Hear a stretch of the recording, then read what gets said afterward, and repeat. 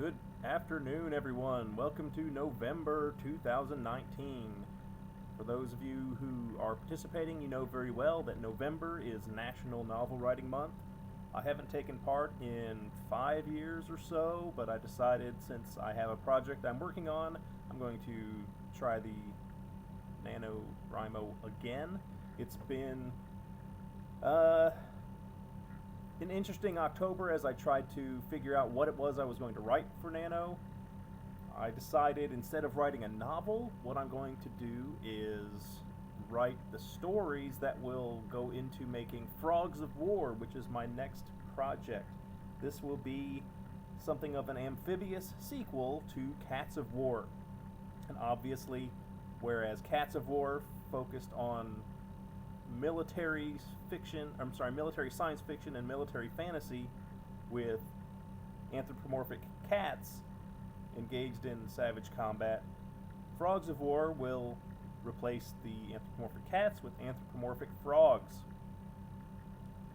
To that end, I tried to figure out what stories would be interesting and wouldn't simply be revamps or repetition of what I put into Cats of War. So what I'm looking at is I want to continue the same relative format. I'm going to have at least one science fiction set in the future. I'm going to have another story set in the Warpiper universe. And I'm going to have 2 stories set on an alternate Earth where humans never existed. So, because I just finished writing The Last Warpiper, I have a very good feel for that setting and the characters and the different factions and the cultures. So I'm writing that one first because I think I can work through it fairly quickly and then move on to the other stories that will be in Frogs of War.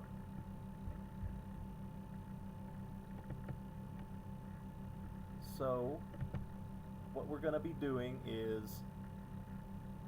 I just want to talk about how I went about formulating the story.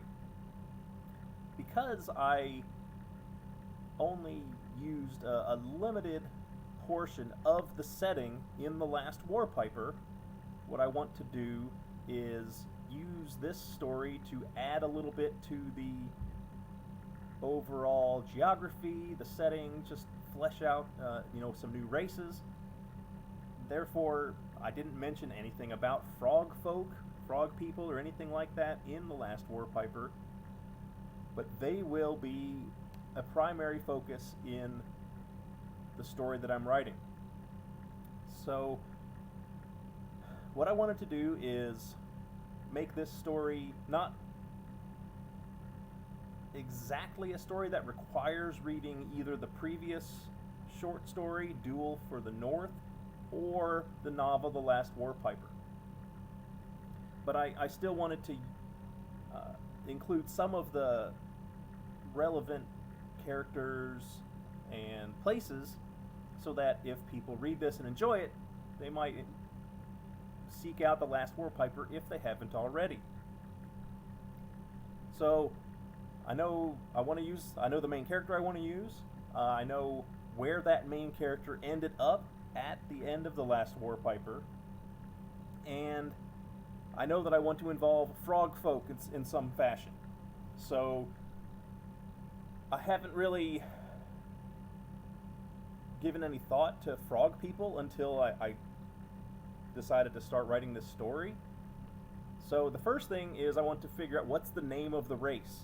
And the way I've been constructing the names of the races is sort of relying on part of the scientific name and of the animal and scientific name for man. So humans are primates, primate man. Cat people are felants, feline man. So for frog folks, they're going to be called anorants. And just trying to figure out a separate culture for this new race. I'm going to have them be an independent race, an independent culture with an independent realm all their own. It's going to be called the Great Swamp. possibly be renamed, but certainly that's the placeholder I'm looking at right now. And the Great Swamp is going to be, if, you know, Okefenokee and all the big swamps,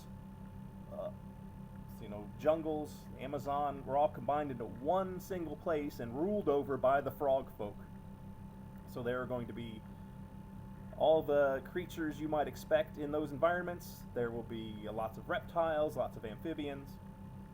Not necessarily all happy to be ruled by the frog folk, but the frog folk are very numerous, and I'm going to just make sure that they have advantages that some of the other creatures and other races might not have.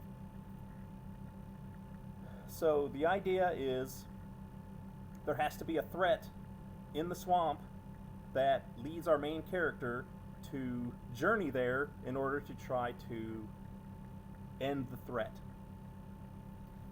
And one of the areas of the world I mentioned in the last Warpiper, well, there's several areas. There are the areas where men rule, men of both human, cat person, wolf person, and now frog person. Then there are the land of monsters. Now the monsters are intelligent beasts that you might recognize from mythology or fantasy, such as dragons, trolls. Beyond the land of monsters is the land of beasts. Now these are megafauna that are extinct on Earth. They may also just be imaginary creatures that never existed, perhaps cryptozoological creatures. So what I've done is I'm taking one of those massive beasts, of which even the monsters have fear, and it is going to have wandered out of its territory, and it has taken up residency in the swamp. And in the past, when this happened, it took a dragon to kill it. It took dragon fire to kill such a beast and save the swamp and save the frog folk and everyone else that dwells in the swamp. So that's going to be the overall plot. I wanted to throw in some additional tension, so when the message arrives to the dragon that the swamp needs help, the dragon is going to be too busy to go, so it's going to send the Warpiper with the flame-throwing bagpipes. And because the bagpipes use a dragon's throat sac, that means dragon fire can be used without a dragon. That way, our main character has to journey to the swamp where he has never visited, encounter all the strange creatures there, try to survive, and try to help the frog folk defeat this enemy. But because of some of the conflict in the last Warpiper, there will be threats focused just on the Warpiper as he's trying to complete this mission. So we'll see some assassins, we'll see some beasts from prehistory, we'll see flame-throwing bagpipes, there'll be crocodiles, anacondas, giant pythons. There may be anthropomorphic versions of some of these, in addition to the frog folk, who will be fighting desperately to try to save their homeland, and they'll be fighting alongside the Warpiper. It's going to be, I hope, to make it an action-packed novella or novelette, depending on where I aim at the word count. I'm aiming for around 20,000, so it could be a short novella. And I want it to be kind of a self-contained adventure. You know, I'm really inspired by Robert Howard and the Conan stories, and I really like how he could throw Conan into a new setting, have an adventure, and then Conan ends up at the end possibly changed, possibly not. very often worse for wear. So that's what I'm looking at for the first story I'll be writing in Frogs of War, tentatively titled The Beast in the Swamp. And I hope you'll let me know what you think of the idea, the concept. I started writing it last night. I got about 1,700 words, and that's just setting the stage where the assassins have escorted the messenger to the dragon, and one of the assassins had been there before and knew that if you read in the last Warpiper why he was at the dragon previously and why he has suspicion of the human who is the dragon's servant in this story. And that's going to kick off the assassin subplot at the same time that the main character is about to get his mission to head to the swamp. So I hope you give it a check whenever I get this book out.